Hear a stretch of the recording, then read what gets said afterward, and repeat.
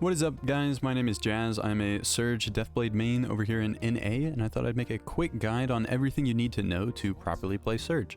So, I use the pretty much standard Surge build that most players use, and we can go over the abilities here in order of most to least important. Number 1, first you're going to want Maelstrom up to level 7 with 2-1 tripods. This tripod here is your party buff, and it is the most important thing for you to have. Next, you are going to want Blitz Rush maxed out with 3-2-1 tripods. This is the majority of your off-burst damage.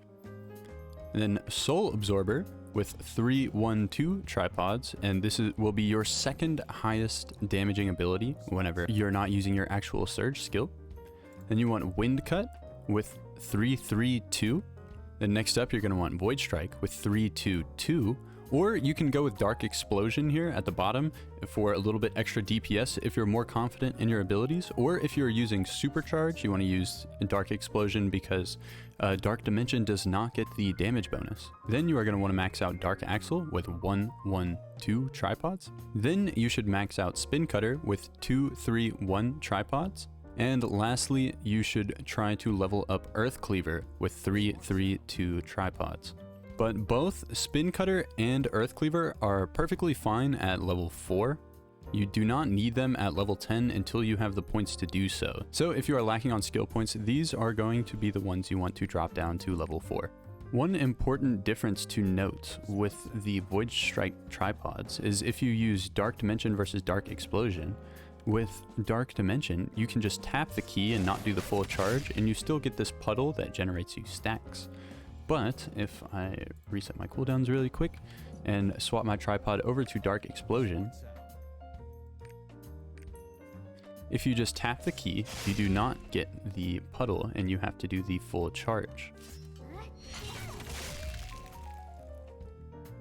First off, the most important thing is going to be your stats. You want all of your accessories to have specialization on them as much as possible, because this increases the damage of your Surge skill and the rate at which you refill your orbs. And then on your necklace, you're going to want the secondary stat to be crit. So for Engravings, the Engravings you're going to want to go for is first prioritize getting Surge to level 3. With the newest balance patch, you need Surge level 3 to deal the most damage, so you should prioritize getting that first. Next, you should go for Ambush Master for your second Engraving. This is plus 25% damage on back attack, which is all of your abilities other than your party buff Maelstrom. And then third, you are going to want to go for Adrenaline for the 15% additional crit rate. And then whenever you are going for your 4th level 3 Engraving, you do have some options. Grudge here is the best in terms of DPS, which I would recommend going. But if you are not comfortable running Grudge or it is too expensive based on your build, you can go for Cursed Doll to replace it. And if you are really looking for an Engraving with absolutely no downsides, then your 4th level 3 Engraving can be Supercharged. That is the next highest DPS after Grudge and Cursed Doll.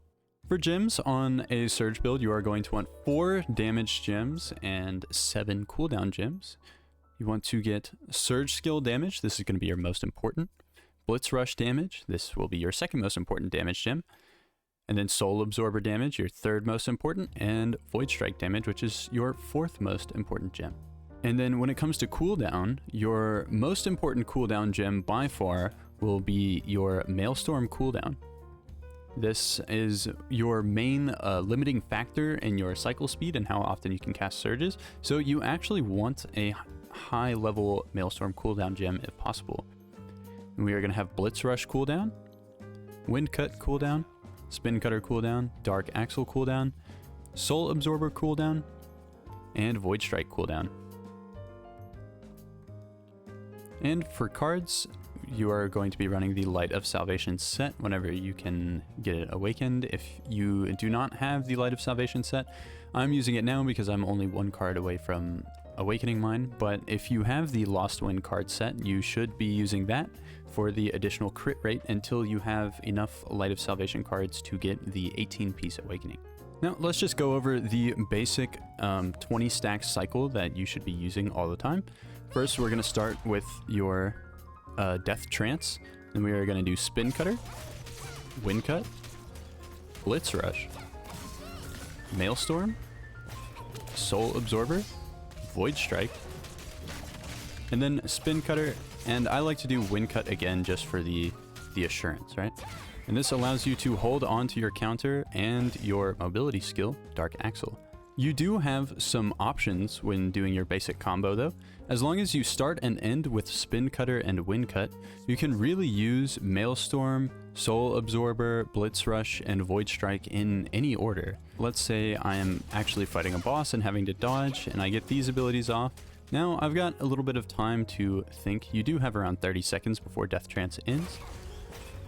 And as you can see, you can pop these abilities in really any order, as long as you make sure you hit that Void Strike to get the additional stacks. And since I took my time, I'm actually at 20 stacks now, and I don't even have to do the additional Spin Cutter and Wind Cut at the end.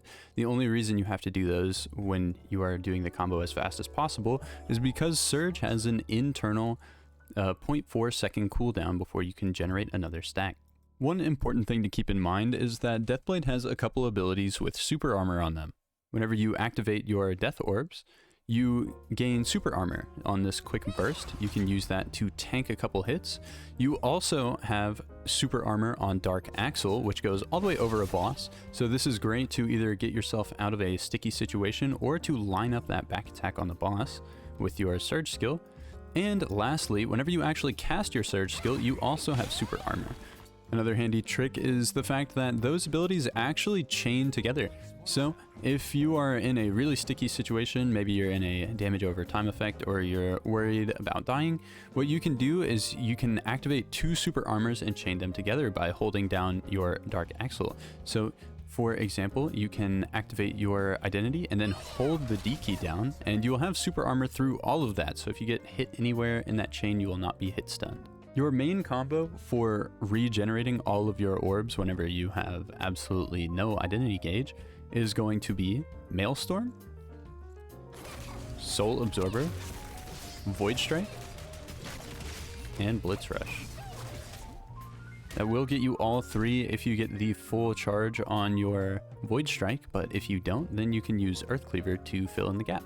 Now, while all your abilities are back attacks and you do have Ambush Master, in a Surge build, most of your abilities don't actually deal that much damage. So if you're really focusing on getting in those back attacks, the only abilities you really need to make sure actually hit the back of the boss are your Soul Absorber, Blitz Rush, and Surge skill, because this is where the majority of your damage lies.